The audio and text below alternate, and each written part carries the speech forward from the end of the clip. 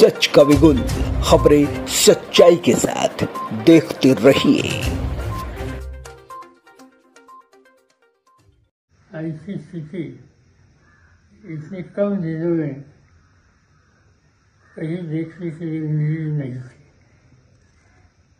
मुझे याद है कि 2-3 महीने पहले नीतीश जी ने इनिशिएटिव लेकर देश के नॉन रिलीजियस जितने संगठन है, पार्टियाँ है, इन सभी पार्टियों के नेता लोगों को पटना निमंत्रित किया और रिलीजियस ये उनको कंट्रोल करने के लिए वायबल अल्टरनेटिव मिलकर कैसे कर सकते हैं, इस पर एक बहुत प्रभावी स्पीच दे दिया और इसकी आवश्यकता भी उन्होंने बताई और उसी लाइन पर वो काम करते थे। ये काम पिछले 15 दिन तक था और सडनली ये 8-10 दिन में क्या हो गया मुझे मालूम नहीं। वो विचारधारा उन्होंने छोड़ दी। जो कार्यक्रम देश में लेने की आवश्यकता थी वो देश के सामने बोलते थे, वो बात उन्होंने छोड़ दी और आज भाजपा के साथ बैठकर उन्होंने सरकार बनाई।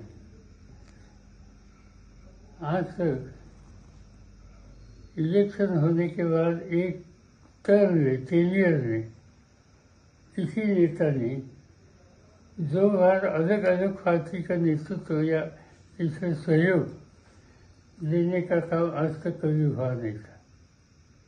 नीतीश जी ने वो रिकॉर्ड किया, वो बीजेपी के साथ थे, बीजेपी को छोड़ दिया, लालू जी के पार्टी के लोगों के साथ रहे, हुकूमत बनी, बाद में वो छोड़ दिया, बीजेपी के साथ आज फिर जाते। मुझे लगता है ऐसी स्थिति आज तक कभी हुई नहीं। वो स्थिति उन्होंने कर एक रिकॉर्ड किया। इससे पहले हरियाणा का नाम जो देश के सामने था और वहाँ आया राम गया राम नाम की फेज देश में पॉपुलर हुई थी।